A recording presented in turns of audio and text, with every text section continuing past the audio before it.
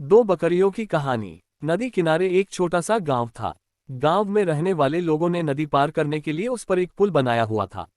लेकिन वह पुल इतना संकरा था कि एक बार में केवल एक ही व्यक्ति उसे पार कर सकता था। एक दिन की बात है। एक बकरी नदी पर बने उस पुल को पार कर रही थी। पुल पर चलते चलते उसने देखा कि एक दूसरी बकरी उसी पुल पर विपरीत दिशा से आ रही है। कुछ ही देर में दोनों पुल के बीचों बीच पहुंच गई। पुल को एक बार में केवल एक ही बकरी पार कर सकती थी।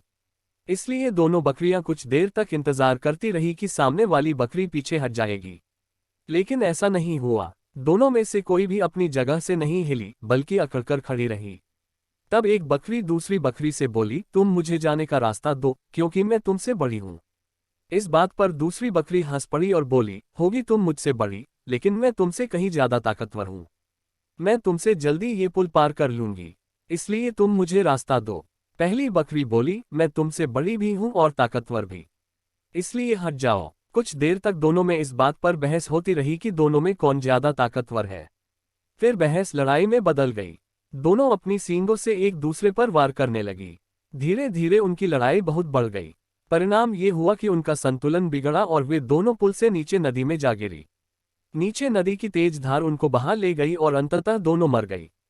कुछ देर बाद दो और बकरियां विपरीत दिशा से उस पुल पर चलते हुए आई और बहस करने लगी कि कौन पीछे हटेगी और कौन दूसरे को रास्ता देगी। इस बार एक बकरी ने समझदारी से काम लिया और कुछ देर सोचकर दूसरी बकरी से बोली, ये पुल बहुत संकरा है। इसे एक बार में कोई एक ही पार कर सकता है। यदि हमने लड़ने की मूर्खता की तो नदी में गिरकर अपनी जान गंवा देंगी। इसलिए ऐसा करते हैं कि मैं पुल पर लेट जाती हूँ, तुम मुझे लंघ कर दूसरी ओर चले जाना। दूसरी बकरी को भी ये बात समझदारी भरी लगी। उसने पहली बकरी की बात मान ली। पहली बकरी पुल पर लेट गई और दूसरी बकरी उसे लंघ कर दूसरी ओर चली गई।